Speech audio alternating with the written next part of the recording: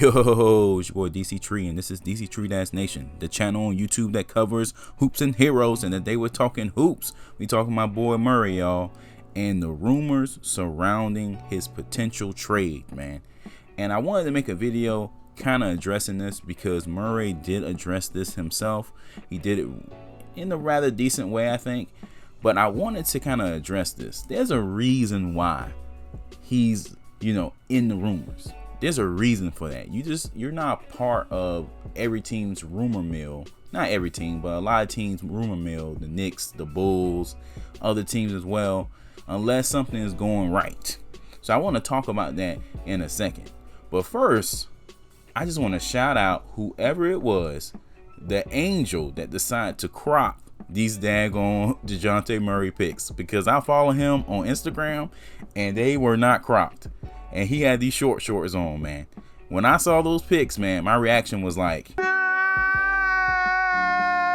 man, I get it. Every once in a while, you got to throw out a thirst trap for the ladies. But as a male fan, I didn't want to see all that. Come on, man. Damn. And seeing them pictures uncropped was like taking a solar flare to the face. Solar flare!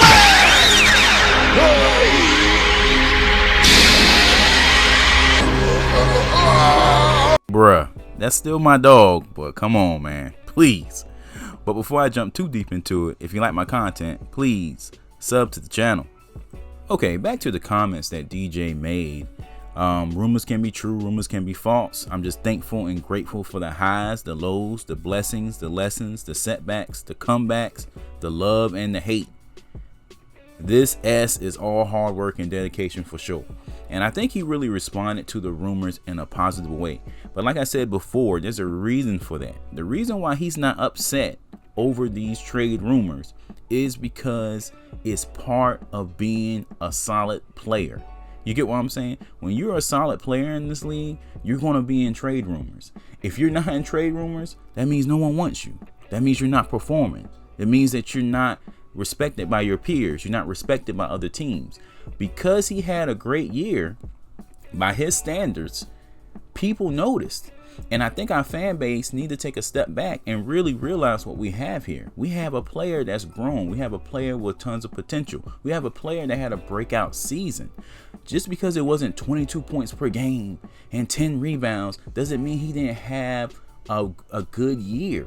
And all the rest of the league is noticing. So people, they call me a DJ stan, and they say, I'm being, a stan and whatnot, etc. But look around.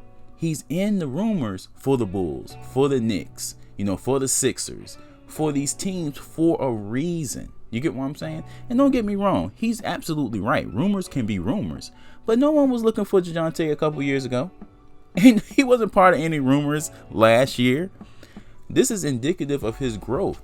So he's not necessarily upset. And of course, this is speculation, but he's not necessarily upset about being part of rumors because it signals to him that, hey, my game is going in the right direction. My game is speaking for itself, and people are noticing, whether that's just writers, whether that's ESPN, these sports outlets, or just other teams, players or GMs or whatnot. People are noticing. So let's appreciate DeJounte if we're fortunate enough to keep him for this coming season, because other people are noticing. And DeJounte hasn't peaked yet. The fact that he posted these photos outside of them being uncropped is a testament to his work ethic. He's always in the gym. Like, he's always posting pics from the gym, unless he's just going in there to take pics and coming straight out. I think that's a positive. And also, I got to address that. I see a lot of fans that are rejoicing that he's part of these trade rumors, hoping that he gets traded. And I want you to pump your brakes on that just for a second. Don't get me wrong. No one on this team is untradeable because we have missed the playoffs 2 years in a row. So I get that. But don't be so quick to get rid of Murray, because when you look at the totality of the situation, what we're getting from him, the 15, 7, and 5, is really good when you look at the totality of the situation. Think about it. He's homegrown. He's been with the Spurs. He knows the team in and out. He has a good work ethic. He respects people on and off the court. You get what I'm saying? He's our second leading scorer. really our leading rebounder at the point guard position. I think Keldon kind of, edged him out to lead us in rebounding last season. And he's getting better at facilitating with the 5 assists, and then with a lower turnover rate this season than he had last season. So he's improving. If he adds a 3-point shot to his game, oh my goodness, he would take it. He would go to the next level. And I'm not saying he's going to be an all-star or anything like that, but he is going to be in that realm of, first team all defense at some point. Okay. So when you take all that into account and you think about it, his contract is so reasonable. We're paying him, I think, around $64 million. $64 million. That's bananas in today's league. Bananas. Think about it. People love Ben Simmons, but Ben Simmons is basically getting paid double what DeJounte is getting paid for almost the same exact numbers.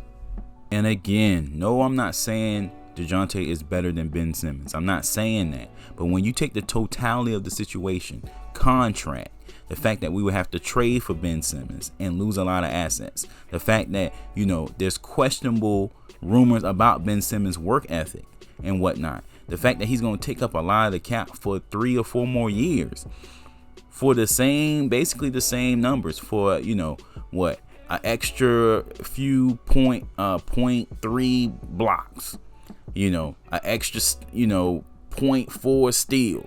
You get what I'm saying? It's very close. A couple more rebounds, like a rebound or two, a rebound and a half, something like that. Okay. It just doesn't make sense. So I'm saying all this to make a point. Let's realize what we have here. We have an asset. Outside of Murray, we don't really have a lot to bargain with. Think about DeRozan can walk. You get what I'm saying? Keldon, he's probably our most talented player, him and Lonnie Walker, but their contracts are so low that trading them wouldn't necessarily make sense because we wouldn't get enough back in return. You get what I'm saying? Keldon still has a lot to improve on his offensive game. Lonnie Walker is still a bit of a question mark. But going by last season, DeJounte is probably our best young player. Of course, the Derek White people are out there. And I pray for Derek White. I hope he does well. I hope he comes back stronger than ever.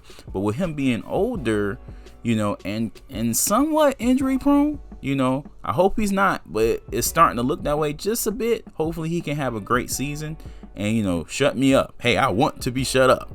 I don't root against these guys. But right now, what have you done for me lately? Murray is on top. You get what I'm saying? As far as young guys are concerned. Of course, DeRozan is still better or whatnot. But, DeRozan might be looking for max money. He's in his 30s. It's just that once you look at the totality of the situation, Murray is in a solid spot. He's in a solid spot right now. And I want our fans to look at the totality of the situation. This is a positive. Murray is a positive. He's not a negative. And these trade rumors are proof of that. Proof that he is a positive force, that he is someone to be desired. And we should look at it that way.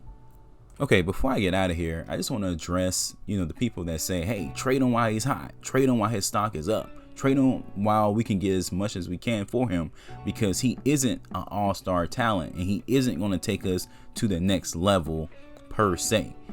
He's kind of in between player. Like he's not bad, but he's not great. He's kind of solid. I can't really argue with you with that if that's your strategy. And I see that strategy loud and clear. You get what I'm saying? Maybe in some perfect world we get some picks or something like that, or maybe we move up in the draft. If the Spurs see fit, that's worth it. There's scenarios where trading Murray makes sense. I'm not, and I've said that in this video and I've said that in other videos. No one's untradeable. That's not what this video is about. This video is about just realizing, man, maybe this guy had a better year than people are giving him credit for. It's not, hey, don't ever trade him because he's just so great and he's going to be a superstar and all this stuff. That's not what this is. So don't spin it. Please don't spin it and make it seem that way. I'm just making a point overall that maybe we should be a little bit more appreciative and a little bit more hesitant just to give this guy up just for, nickels and dimes. You get what I'm saying? You know, if we give him up, it needs to be for a legit deal where you're like, whew, I'm a Murray fan, but Spurs had to do that. That's all I'm saying. All right, guys, that's it for this one. Thank you for kicking it with me, and I will catch you in the next one. Peace.